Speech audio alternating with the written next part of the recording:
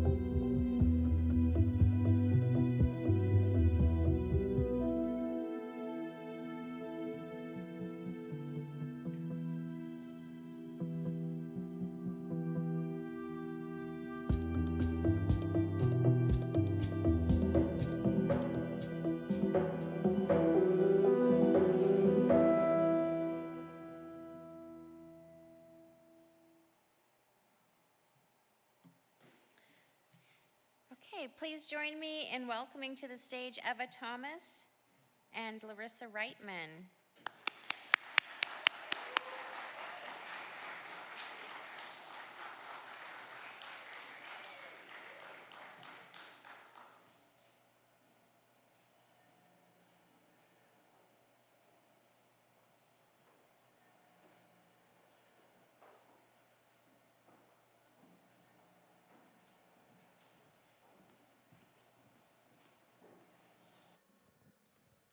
Pick any seat you like.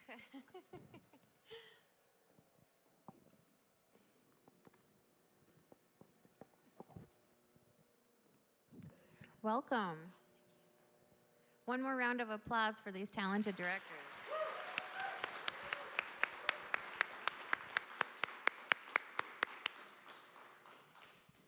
All right, would you please introduce yourselves to the folks? Bonjour, Kinuia. My name is Larissa Reitman. I'm a member of Bikajunong First Nation Territory, and this was my first short film that I've ever produced, so it's an honor to have it showcased here. So thank you so much. Bonjour, my name is Eva Thomas. I am a member of Walpole Island First Nation, and I am the co-writer, producer, and director of Nika and Madison. And I also produce the short film.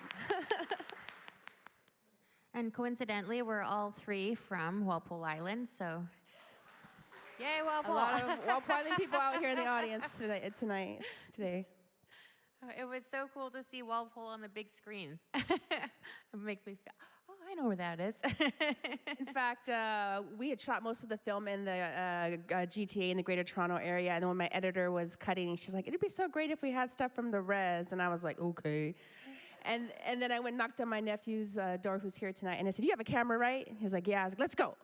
And so that was my nephew who shot all that stuff from Walpole Island, Aiden Braun, who's in the audience tonight. Yay. Thank you, nephew. First camera work, premiered at TIFF. That's not too bad. Not too shabby at all. Larissa, this was a really beautiful portrait of your life and family. What was it about this topic particularly that inspired you to make the film? Thank you so much. I actually wrote a short poem, I guess, and I was in college and I wanted to write about something that was very meaningful to me, and to me that was my community, my home, my culture, and my family. And so I didn't win in the poem contest, but deep in my heart I knew that one day I'd be able to share this poem. And so it wasn't until my mentor, also Aunt, just encouraged me to actually, I was an apprentice on her short film at first as well. So after that, after being an apprentice and mentoring or getting mentored by her, she really encouraged me to like not stop there. She's like, I actually want you to write your short film as well. Like, and she encouraged me to apply to grants and whatnot. And I did, and the first thing that came to mind was that I wanted to actually bring that poem to life. So I was able to finally share it. So that was a dream come true itself. Wonderful. And the cinematography was really poetic as well. So that makes a lot of sense that the inspiration was a poem. Shout out to Aiden Braun as well. He captured that too. Yeah, but we're putting people to work here. And Eva, I really thought, well, first of all, it was lovely to see Gail and Billy together again on screen. Their chemistry was so wonderful in Aberdeen.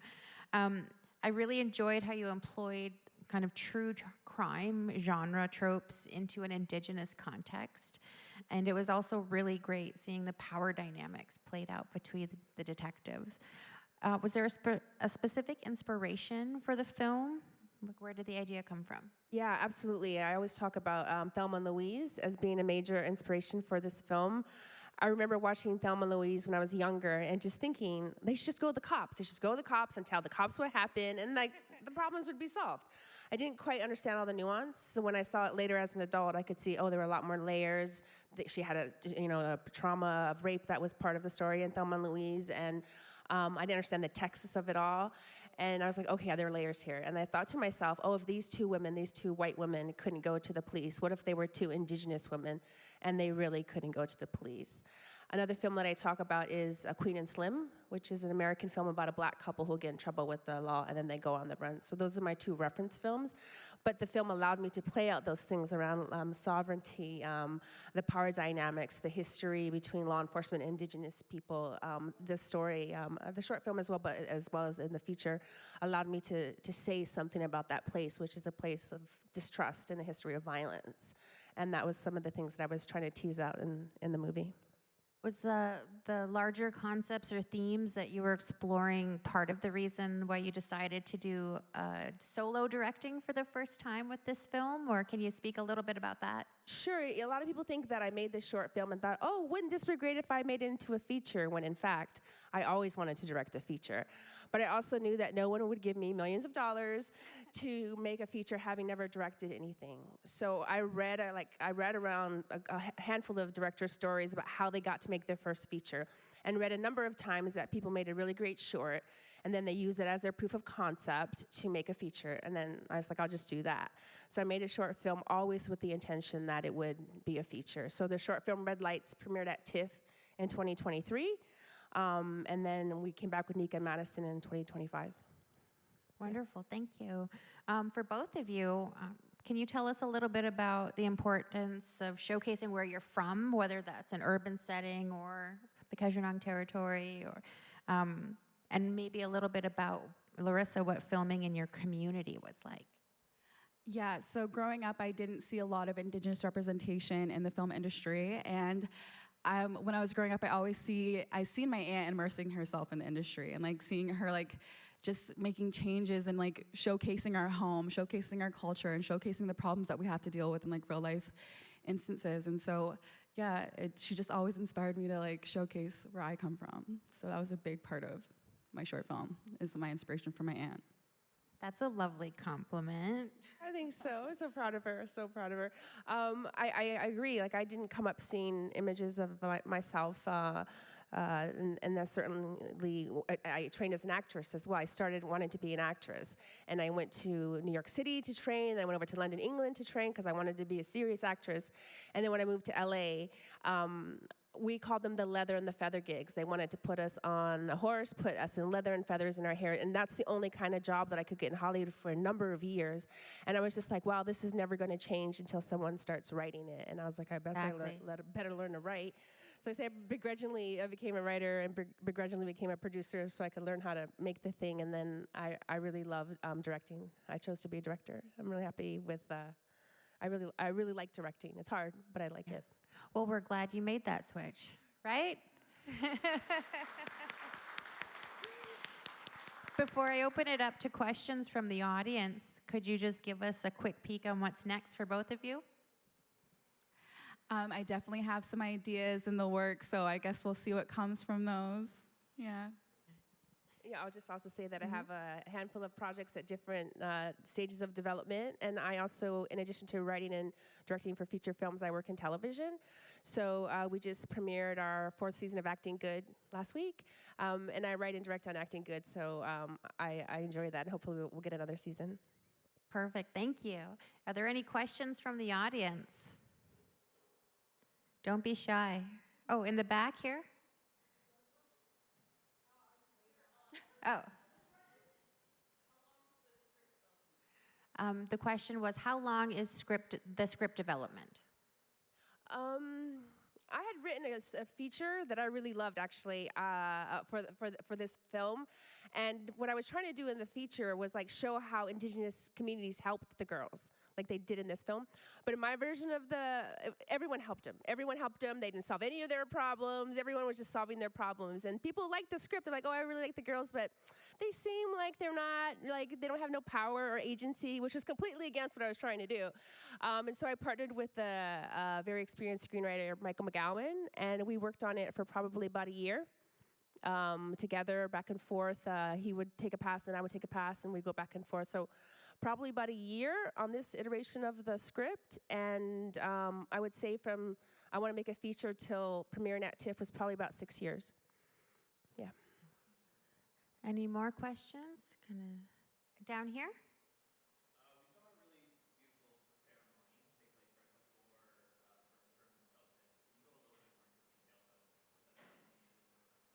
So the question was asking about the ceremony before the girls turn themselves in, and our question asker would like to know what the significance of that is.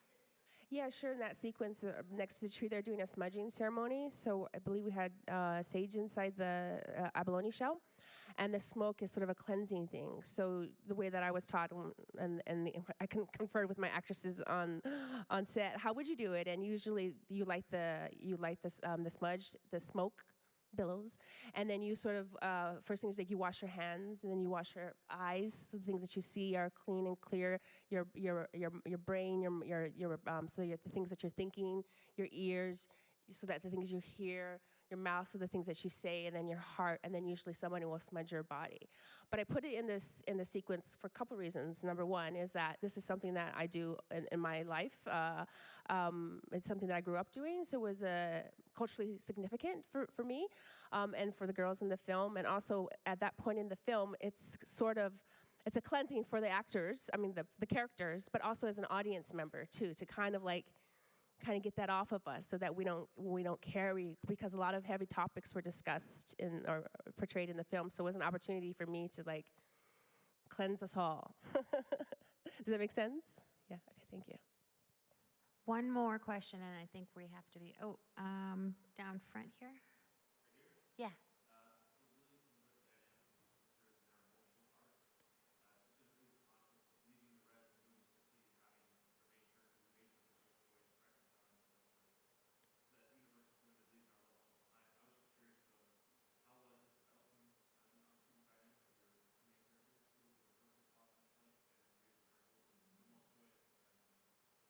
So a multi-part question, but I think the crux of it is your experience directing the two actors and having them develop the dynamic between them. Did that encapsulate it? Yeah, Okay. You got it? I think I got it. About 50% of indigenous people live off reserves, and a lot of us are living in urban environments. And I'm a little bit of the city, I'm a little bit from the res. And so what I was trying to do was a little bit of country mouse, city mouse, or in our case, res mouse, city mouse, and to show the dynamic that there are actually good things in both of their worlds. And then by putting Madison into Nika's world, where she wasn't uncomfortable, but Nika shined. And then to do the reverse, to take Nika into Madison's world, so that we could see them in these different dynamics.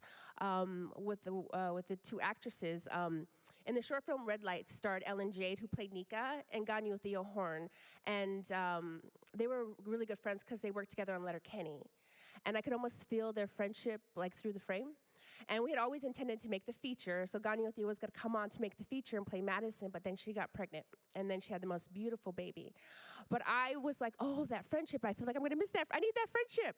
So I called up Ellen Jade and I said, who are you really, like, real life true friends with? And she said, I'm really good friends with Star Slade. And I was like, great, because she's at the top of my list. So I think what people are responding to is the authenticity of their friendship. They're really friends, and they have a history together, and they really care about each other, and they really love each other, and they had a trust there. So when they had to go there with some of those tougher scenes, it was easier for me as a director because they already inherently had that trust. And I think that was the same dynamic with Sean Doyle and Amanda Brugel, who played the detectives. This was their third project that they had worked on together. And again, so that relationship, that dynamic was already there. And again, like with Billy Marasti, who plays Uncle, Gail Maurice, who plays the chief, and Jennifer Podemsky, all three of those actors were in my film Aberdeen. So again, it's just something inherent about a trust that's built in. It just makes my job as director just a little bit easier. Thank you so much. One more round of applause for these talented directors. Thank you so much for your time, and thank you for coming out. All right.